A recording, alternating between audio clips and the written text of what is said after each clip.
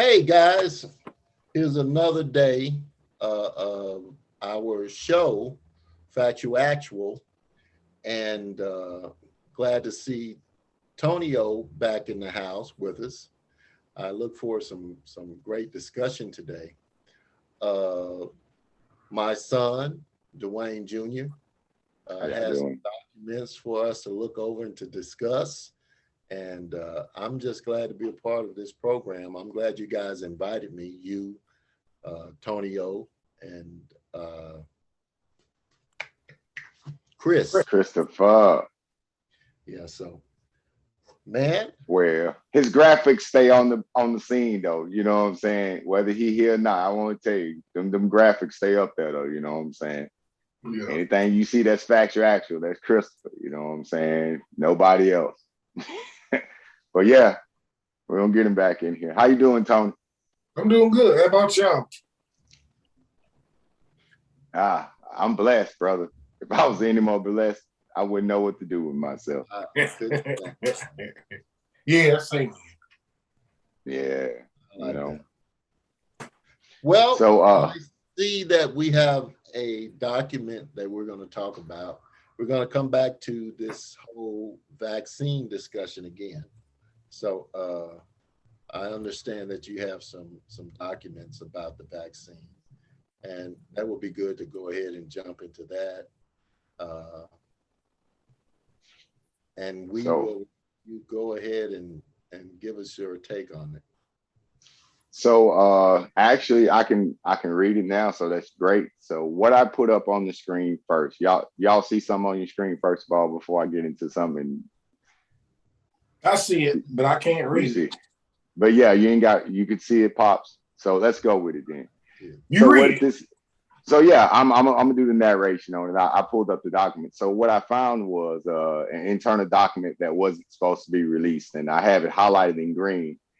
The document is called the Cumulative Analysis of Post-Authorization Adverse Events Report of the PF 07302-048, parentheses, BNT 16-2B2, parentheses, received through 28 February 2021.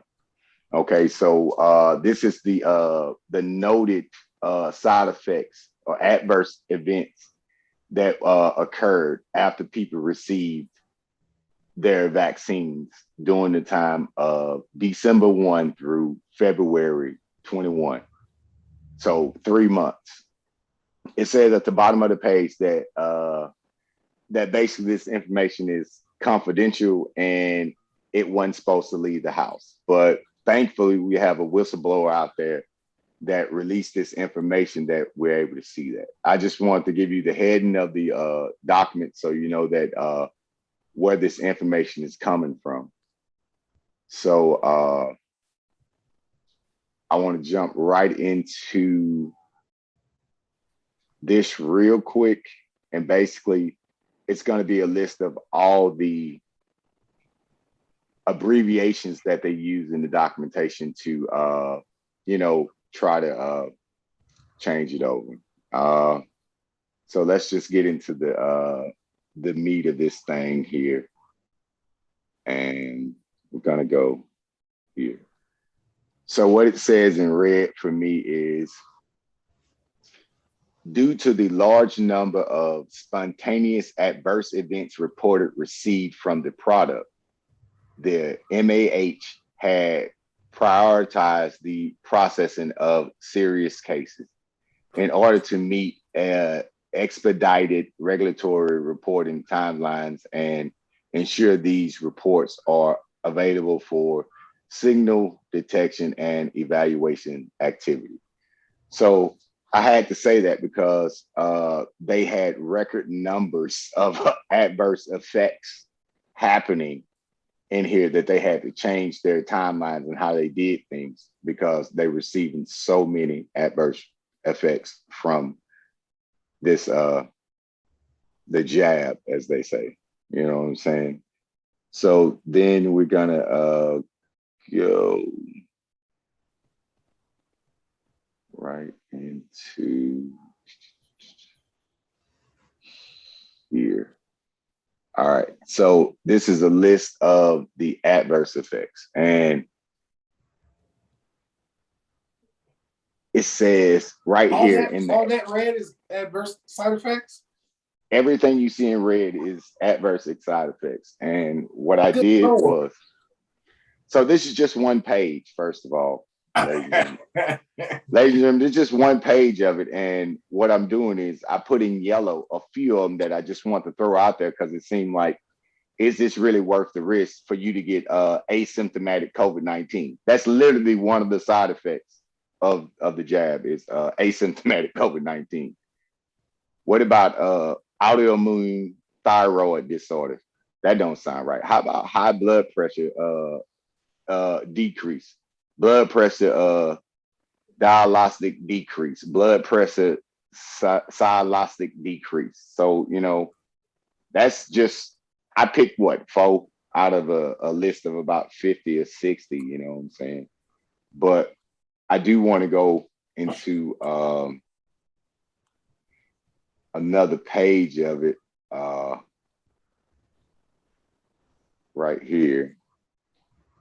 So here it lists as side effect coronary artery disease, coronary artery embolism, coronary artery thrombosis, coronary bypass thrombosis, coronavirus infection, coronavirus test, corona test negative, corona test positive, cupula colostomy, cough variant asthma, COVID-19, whatever word, COVID-19 pneumonia, COVID-19 paraxis, COVID-19 treatment. These are just, it gets, let me get up. Let me back up. Let me sit back now. So, ladies and gentlemen, I'm just saying this is a document that released, and we got to start talking about safe and effective. If this is really true, if that's the that I'm going to post a link to the full article.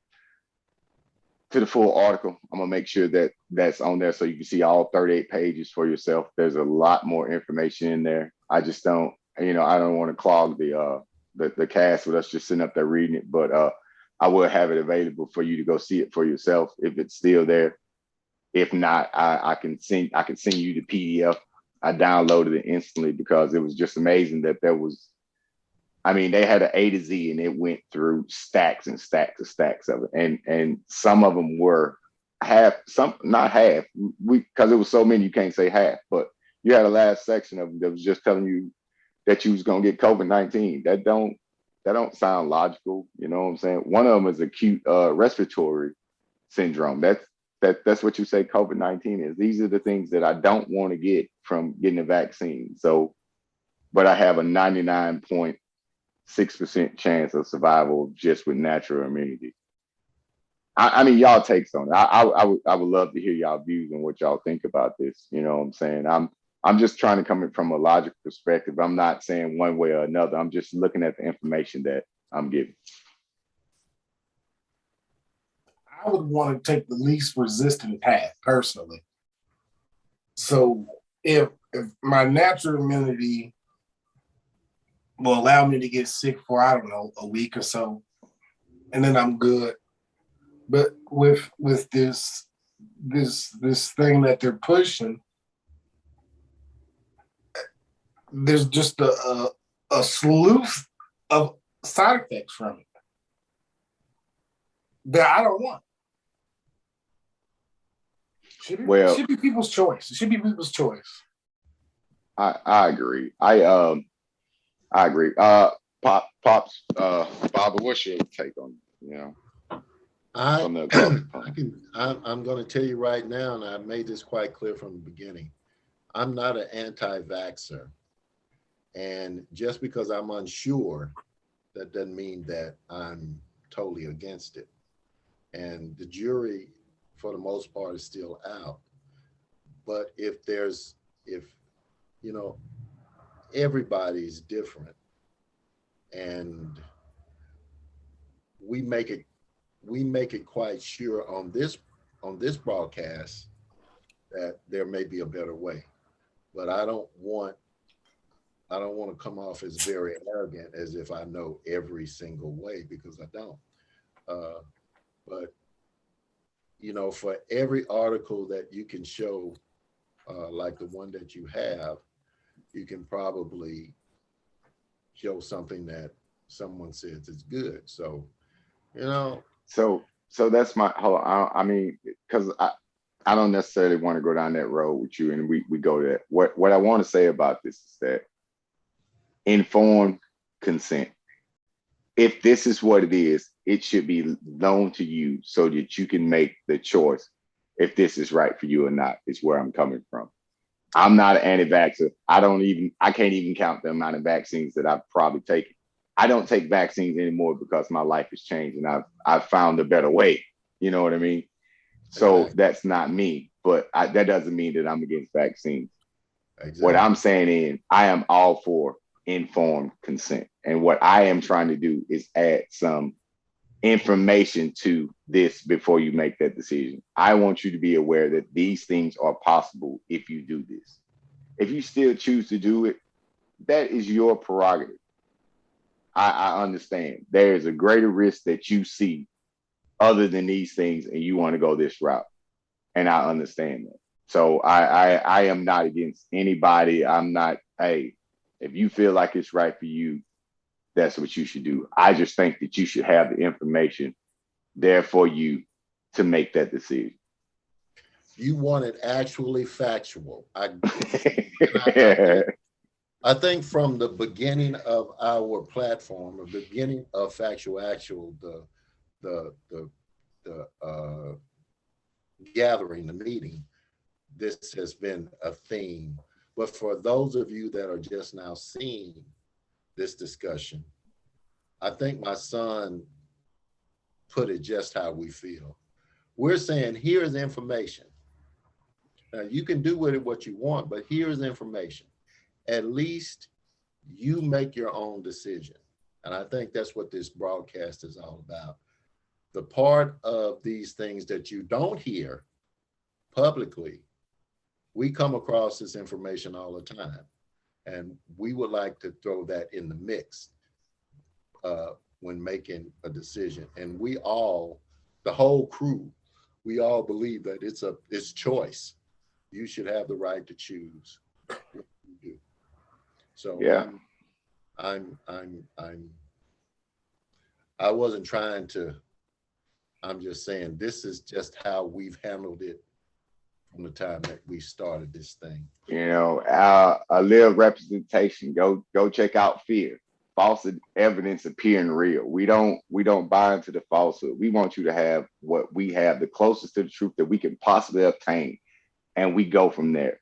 Let's not base things off of bullshit. You know what I mean? Let's have some solid, and let's go off that. Let's build a good foundation. You know what I mean? And I'm known to come off rash sometimes, but sometimes I just have to say it like it is. And sometimes some shit just don't smell right. And I'm not gonna sit in the funky room and act like it don't stink. I'm gonna be like, hey, who did it? You know what I mean? That's what we gotta go to. Who did it? Wait, you let that stinky stuff slide at work though? Oh.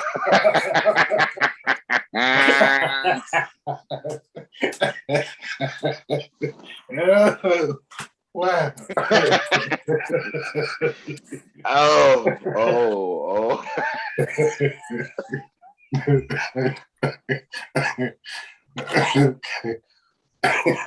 Okay. So coming back to it. All right. So yeah. So do you think that do either one? All right, let's start with you, Tonio. So do you think that that's something that our because I want to put it, I love throwing the media out here because I love them. Look, I love the media. I love it because they about the most false thing that you can find. So they so easy to pick apart. But do you think it's right that the media is not putting this information out? How if it wasn't for me, what are the chances of you knowing about this documentation, Tonio? And do you think it's right that it ain't all over the media that, you know what I'm saying, this shit got plus 1,000 side effects or adverse effects, as they like to call it? Well, obviously that they wanted to put that document out there. their objective is just for you to get vaccinated. I mean, look at the extremes they're going to kind of force you into a corner to take it. It's ridiculous. I think the information should be out there. Breakthrough cases, all these side effects. Well, you know, the breakthrough cases are out there. They're I feel like they're misrepresented, but they are out there. I'll give them that. But we talking about, I don't know. Hold on before we go there. Pops, your rebuttal on how do you feel about, like, have you heard of this? Has this documentation been in your line of sight? You know what I'm saying? Has it came off any news feed? I bet you got the scores of the football game, but did you happen to see anything about, you know, all these adverse side effects? Yeah, but not the ones you just showed me. So, I've heard that you could be dizzy for it, or, you know, you might get a rash on your butt, you know. I mean, stuff like that, but nothing to the degree that you could fall dead, you know. Embolisms, you could get. Hey, that was in your vein. No, I've never heard that. Okay, yeah, so you know, hold on. I gotta pull up this section for you, for the people while we're talking about it. Just, this is not funny, but I do want to put this up here because I just could not believe that this was part of the side effects, and it's a pretty big block. Tell me if I blow it up, if y'all could possibly see this ridiculousness right here. Do y'all see that large section of yellow up there on the page? Yeah. That's all different types of herpes that this shit can give you. Oh man, I was like, wait a minute, hold on, wait a minute. I mean, it's a whole slew of nothing. Wow. But different type. That whole section right there in yellow is nothing but possible adverse effects of herpes that you can get from. Oh, wait a minute. It goes to the next page, bruh. Oh, and then you go to the next page with some more. My bad. So it's over. It's even more. I don't know if it shows the same way y'all see, as I see it right now, but I'm trying to know that many forms of herpes. They found some new ones. I didn't know. Oh man, yeah. I just want to so I just wanted to put that out there too. That's how bad it is, you know what I'm saying? You know, and I'm pretty sure people are not hearing that, you know, and I just don't think it's right that that they're leading us around here with all this fear, all this false evidence appearing real. I mean, the media and fear go hand in hand in my definition of fear, which is false evidence appearing real. If you want to see the biggest fear mongers in the world, I don't think you got to look past the media. Point blank. Yeah.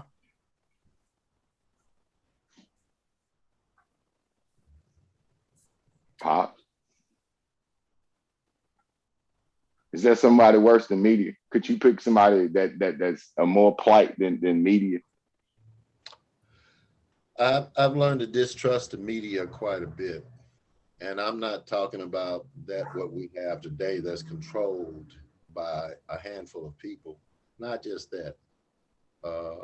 I just think the media from day one, if you control the information, you control everything else. And no, I don't.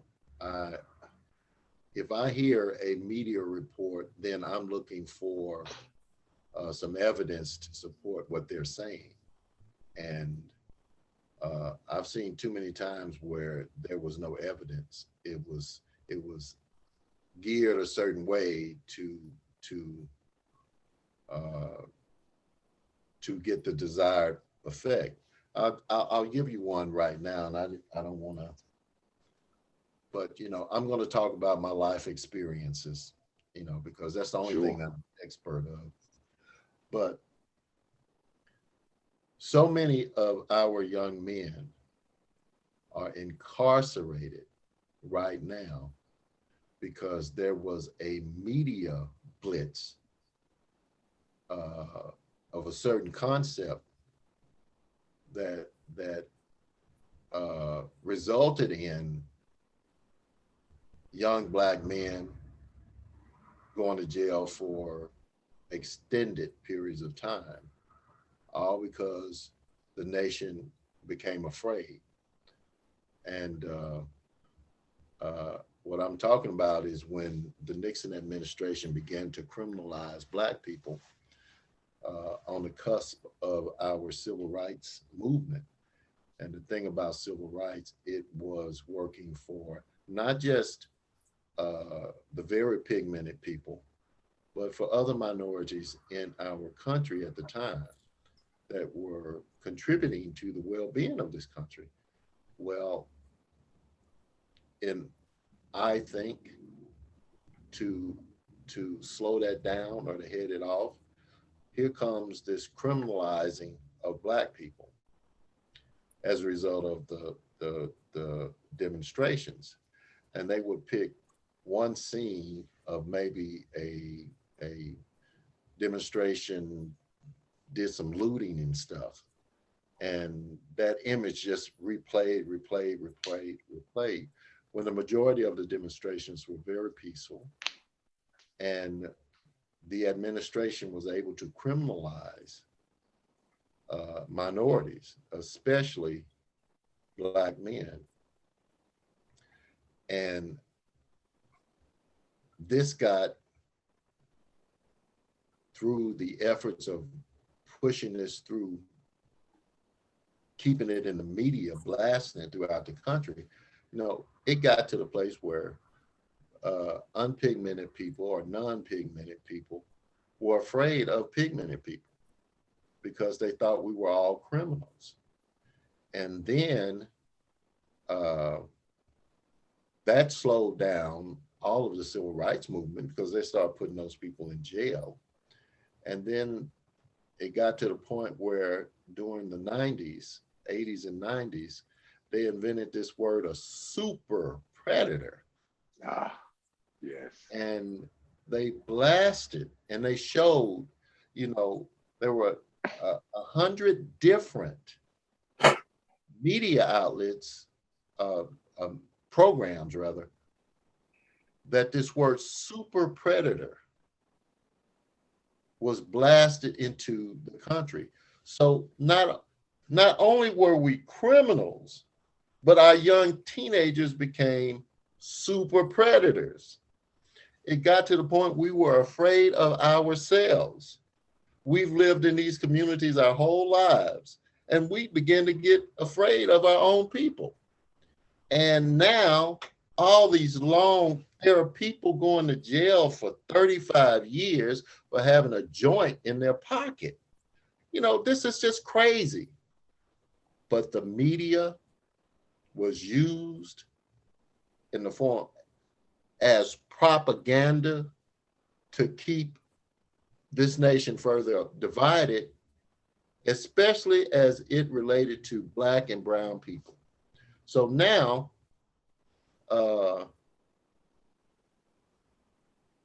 the people we thought were standing up for our rights were the main ones taking our rights away. So, you know, I don't feel good about the media at all. And all I'm speaking of is my personal experience. Now, hold on. Let me ask you two gentlemen a question now. So when we start talking about media, are we talking about the news? Are we talking about entertainment? We talking about Hollywood? I would like both of y'all to give me your definition of what you consider media. Media?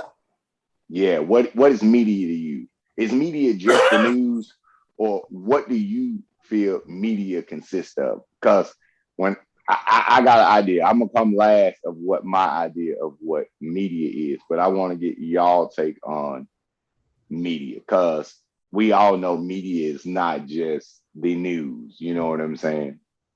It's more than just what come on Channel 10 or whatever. You know what I mean? So what's your take on what do you consider media? Entertainment. I don't know. It's kind of like a way of life.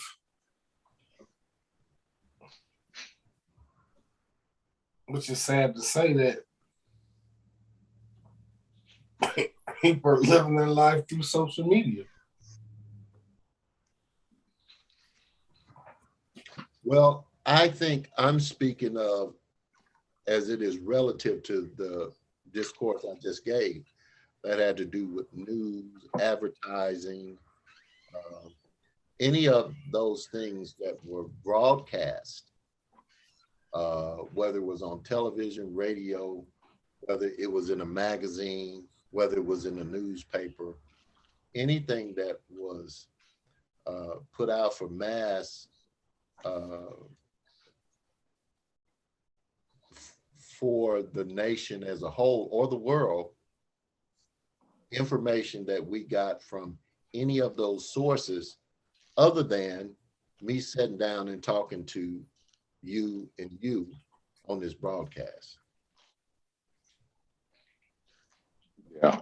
So yeah, I mean, I was following Tony with it because I mean, to be honest, you know, like once you get into media is entertainment. You know, entertainment persuades you into a certain way too. So, and that's damn near everything. It's sad, like practically. It's got to be a person that you get to know and trust that the information that you got to take, and you still like what I told him. What I'm 175% of the time. And even then, the person you know and trust, you got to figure he got at least 25% of bullshit he got to spout to, you know? Yeah. Yeah, I wish I could feel more. These are the things that I have to go to group about is because of the oppression I was born into and that my people were born into. This has gone on for 500 years. And no matter what we've tried to do to be considered viable parts of this nation, it's been curbed. It's been shut down. You know, we don't have a history. Even the church we go to every Sunday, that's not even our religion. It's one that they doctored. You know, I wish I could, you know, I have to pray. I have to trust the creator because you can't trust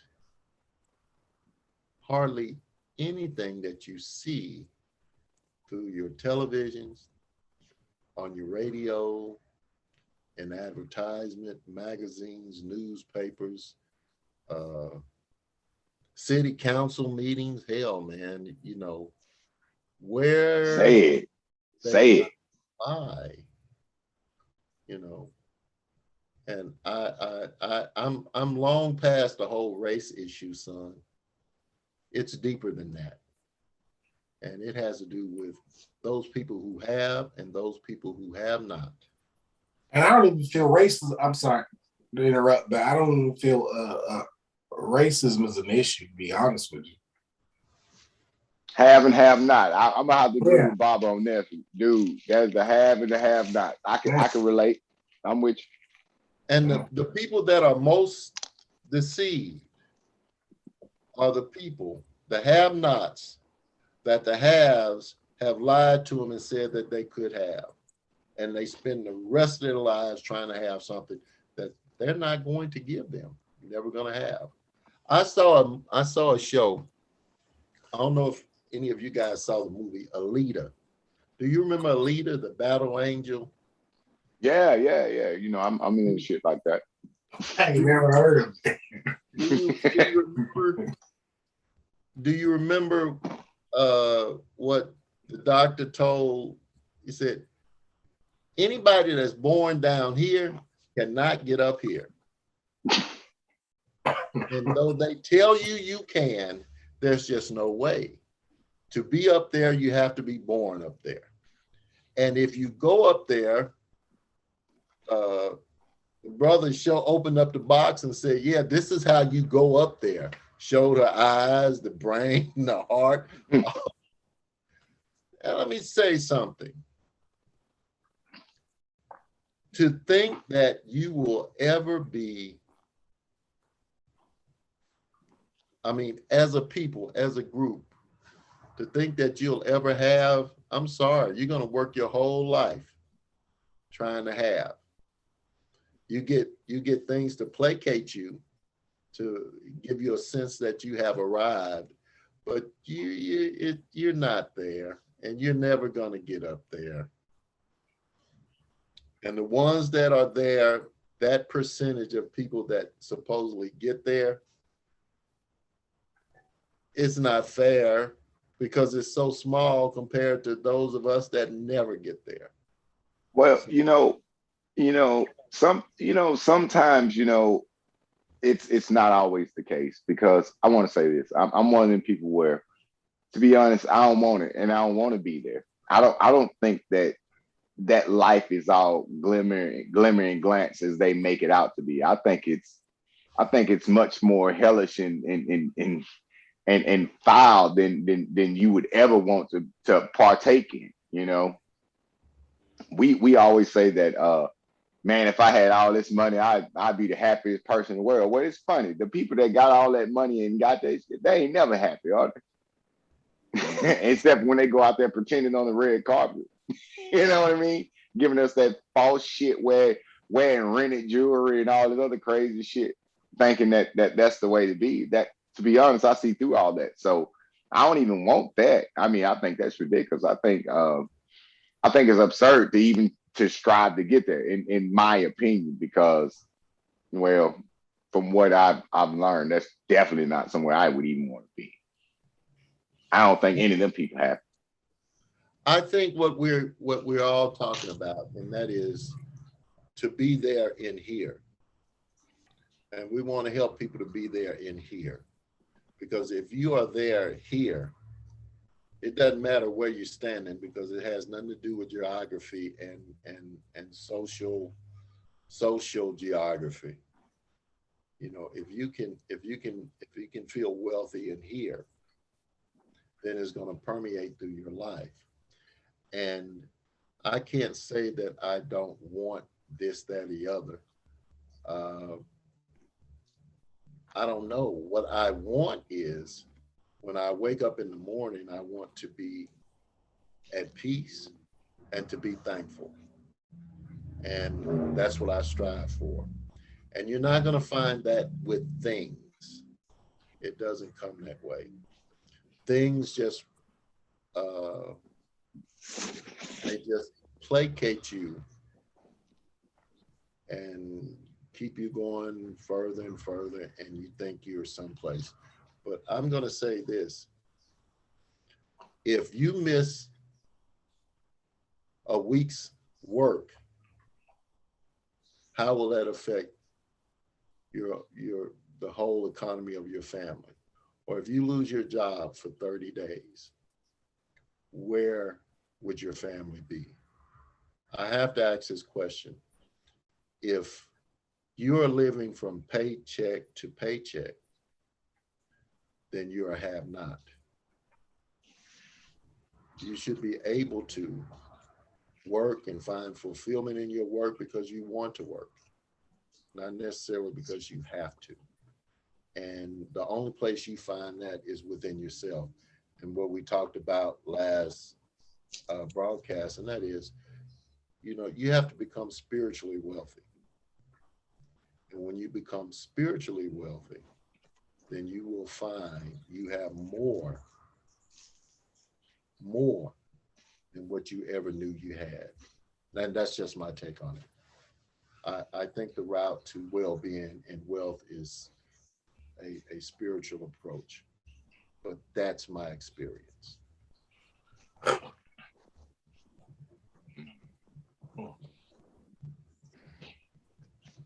We had a discussion earlier, son, you and I, when we talked about terminology and buzzwords and language. Yeah. And I think we should start. This brother very inspiring brother that I get the newsletter from him several times a week. And he gives me the interesting articles. And he said that we are going to start using the term, the unhoused as opposed to homeless. Because the unhoused are people who cannot afford housing. And the reason why, which nobody's put this together, the reason why homelessness grows and grows and grows, because mortgages and rentals and all of that gets higher and higher too. And the higher it gets over here, the fewer people that can afford it. And then you get into that grind where your whole paycheck, all your money goes to paying mortgages and putting fuel in your car, the basics, you know. So let me ask y'all, I'm gonna ask both of y'all a question. Do you think it's wouldn't it be realistic that if you worked a job that the job that you work with, whatever the job what it is, it would provide for you, and you know, it would give you those basic necessities of life, like that would be a house for you, that you know, you won't be in a mansion, but even if you worked at McDonald's, the fact that you're working and you're giving 8 hours of your time a day, shouldn't that pay equal to you a house and a car to get back and forth to work and be able to buy clothes for your children and you know, school supplies? When was it where, like, you know, in Detroit with the car manufacturing was going on? Was that the 60s, 70s, 60s? Oh man, they started Detroit, man. That started way back in the 20s and 30s, maybe the teens.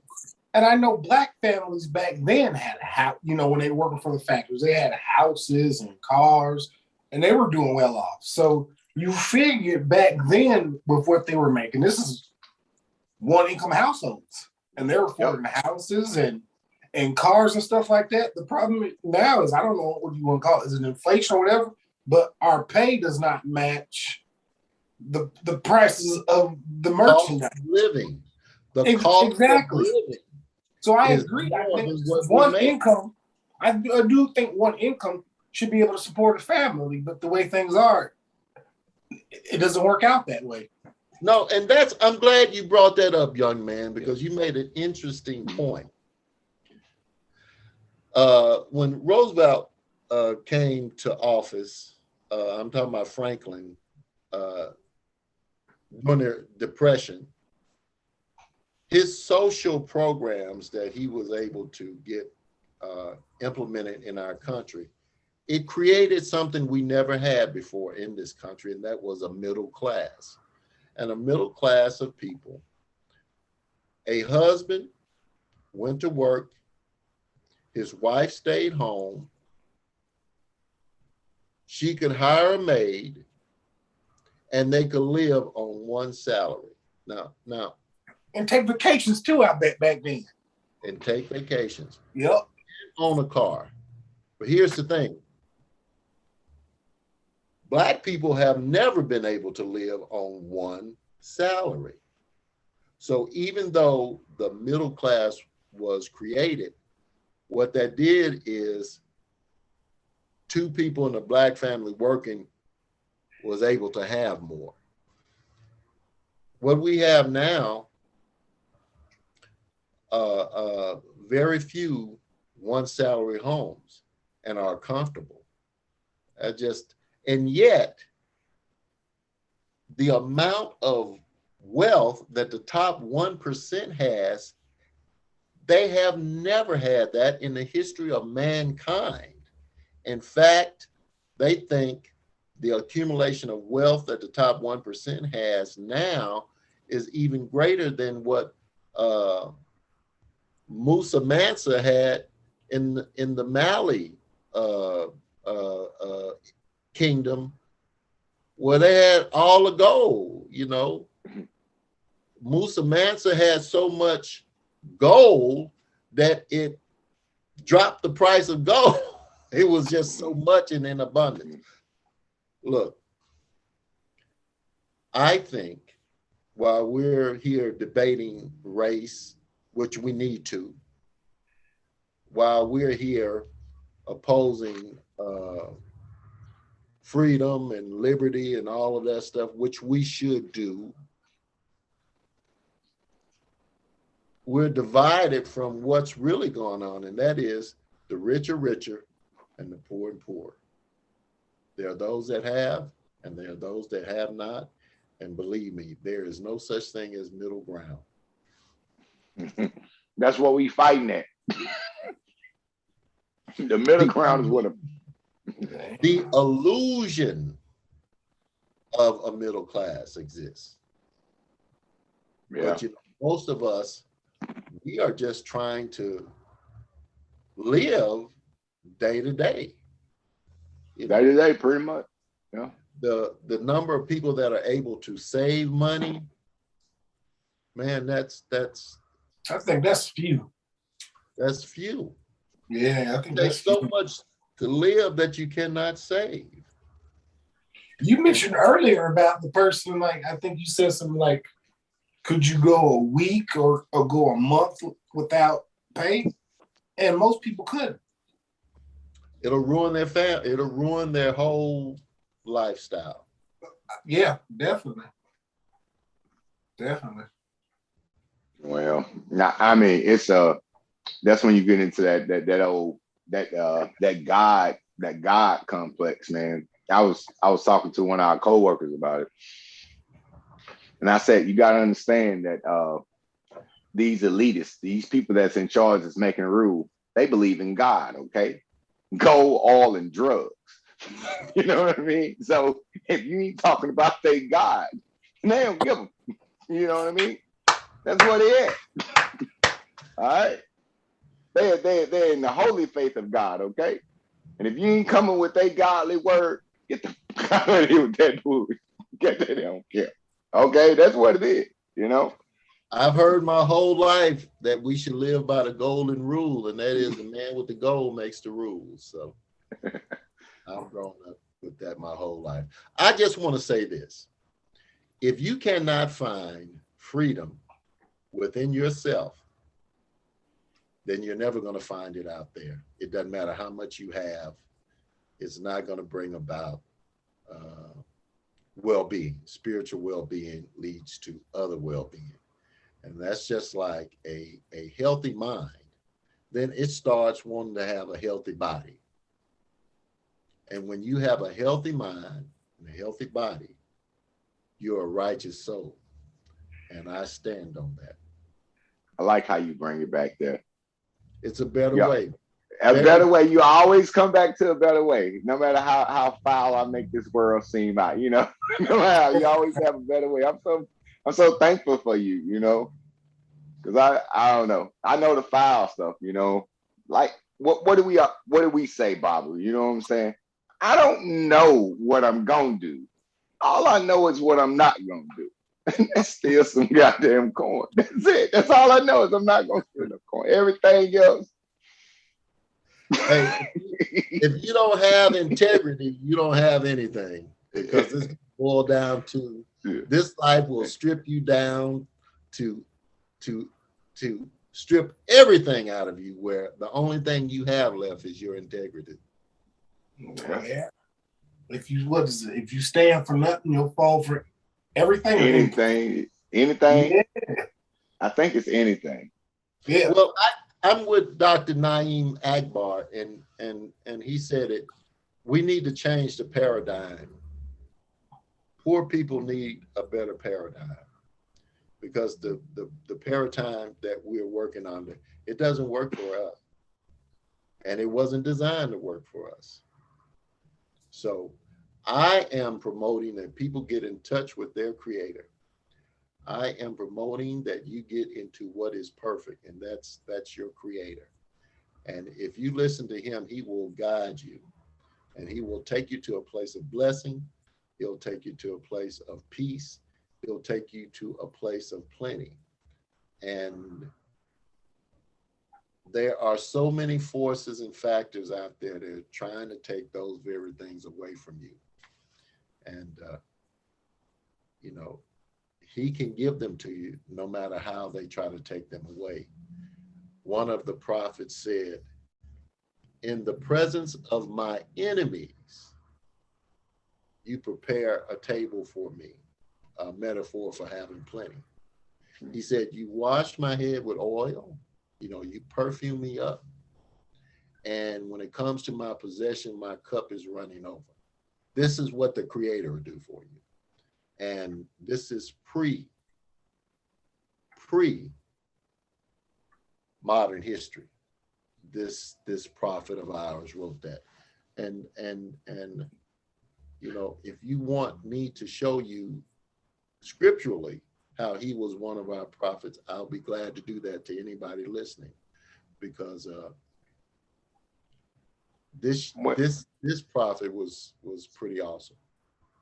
Well, you did you sparked something in me, and I like you said history. You know what I'm saying? How do y'all feel about the etymology of history? You know, his story.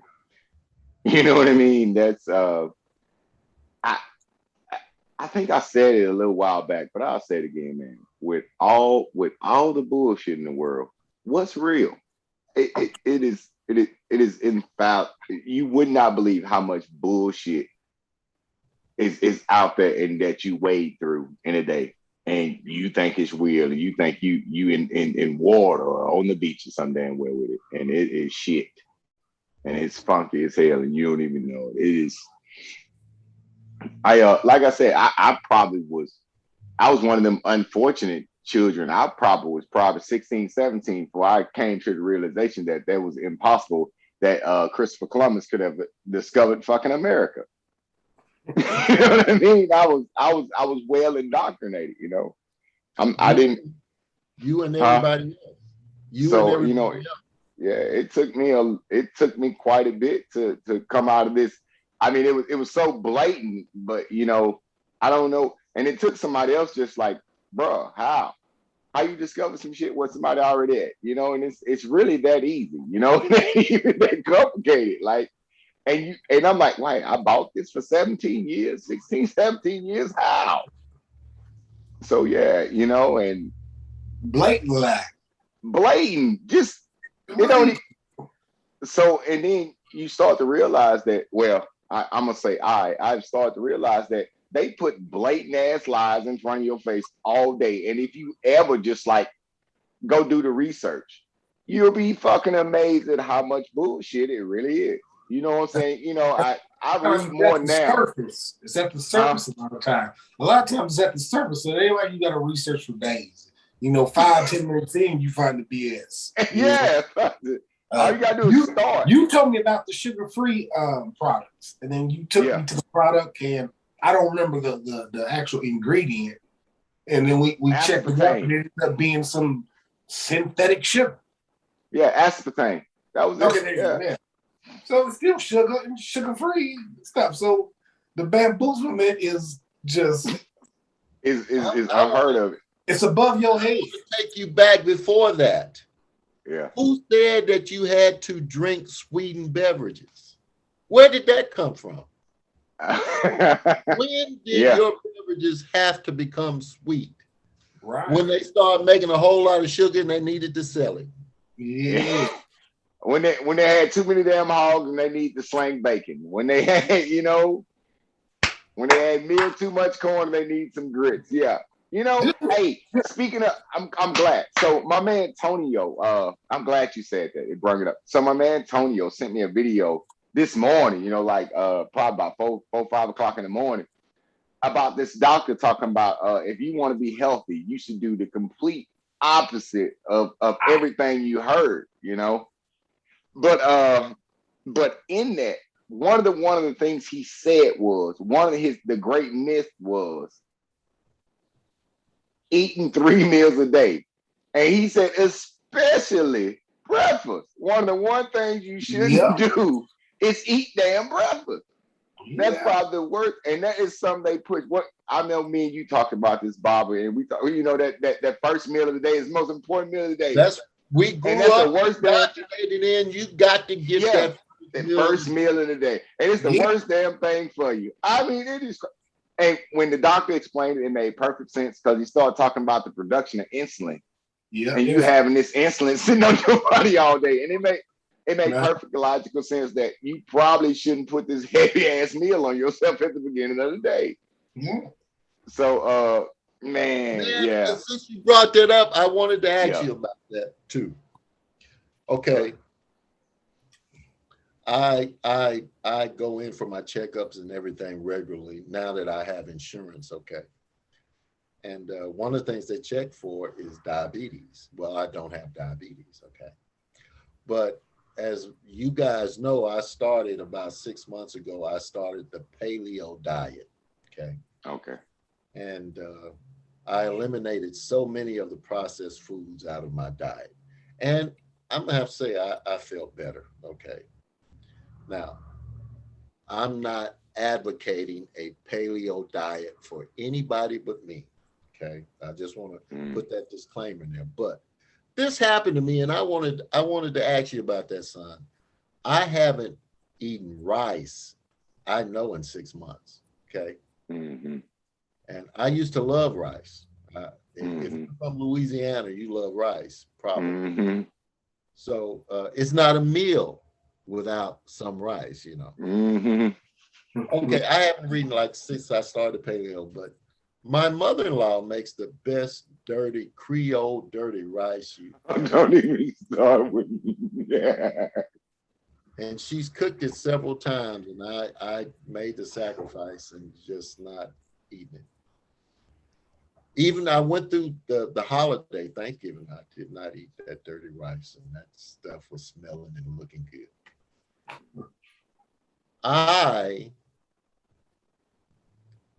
She cooked some for my little girl to take to school because they had International Food Day. And she made this dirty rice.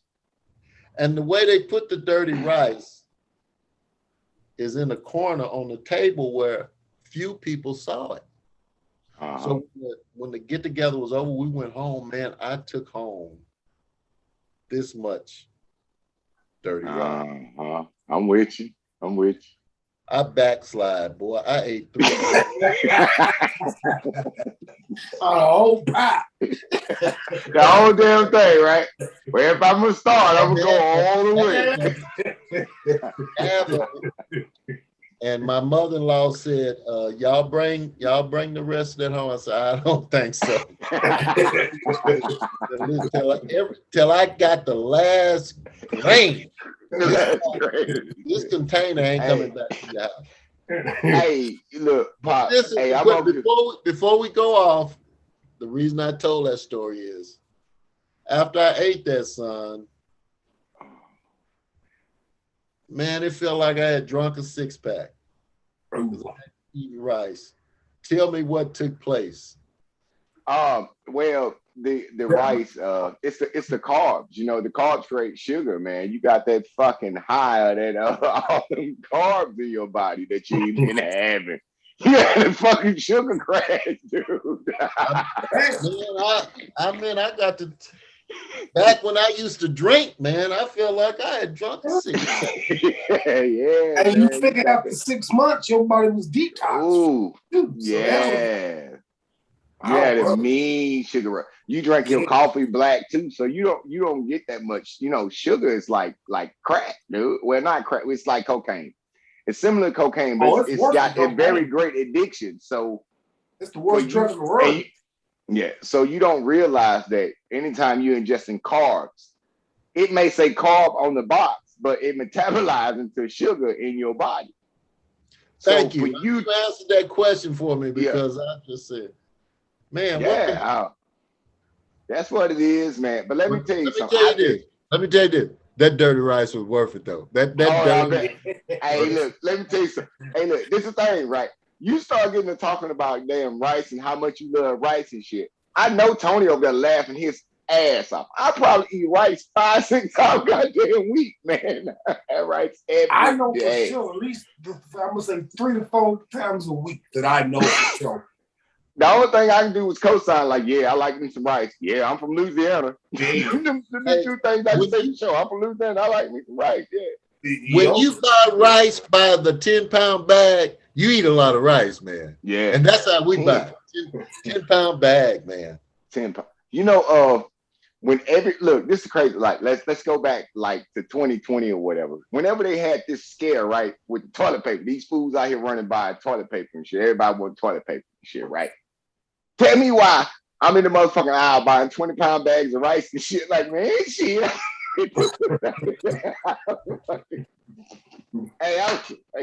Shit, I ain't finna do it up, man. Look, no, family ain't gonna do it up. Right. So I'm up there, everybody else getting toilet paper. I'm over there grabbing the goddamn, look like damn Coca Sacks bags of goddamn rice. Yeah. Man. No bullshit. Okay, guys, as we got about 10 minutes on this program to go. So we better bring it back home. Okay, yeah.